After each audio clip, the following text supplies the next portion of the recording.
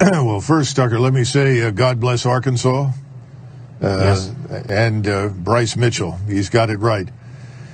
We're in a very dangerous position right now. We have a president of the United States who wants Ukrainian pilots to come to Poland, climb into fighter jets on the ground in Poland, and then fly them into Ukraine to join the fight against the Russians.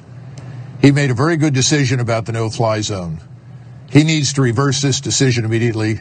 This is the first decisive step across the line into what could make us a co-belligerent in the war in Ukraine. Moscow will not take this lightly. They have exercised great restraint towards us, even though we have continued to pile great quantities of military equipment into the people that they are fighting. But this is a step too far. And there are a whole range of responses, from tactical ballistic missiles and cruise missiles to destroy all the airports and all the airfields in Poland, or frankly anywhere else in Europe where we have U.S. aircraft potentially, all the way up to a nuclear strike. The good news is that Putin will not launch a nuclear strike unless we use one, and I can't imagine the president doing that. But nevertheless, it's a danger, and this seems to escape everybody's attention. The other point that's very important about the Russians: for the Russians, this is an existential question.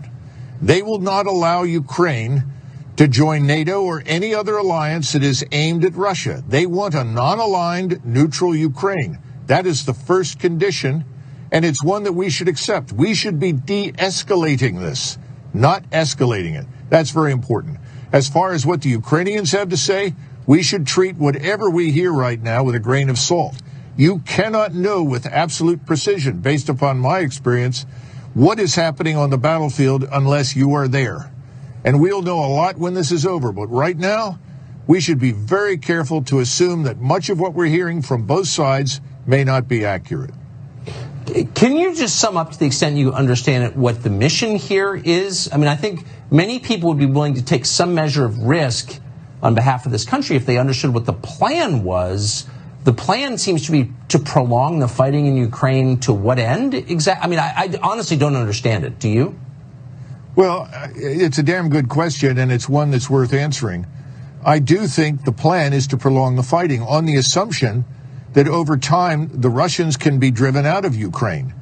And if the Russian army cannot be driven out, which I think many people realize is not going to happen, then the plan is to complete the destruction of Ukraine by turning it into a quasi-Afghanistan.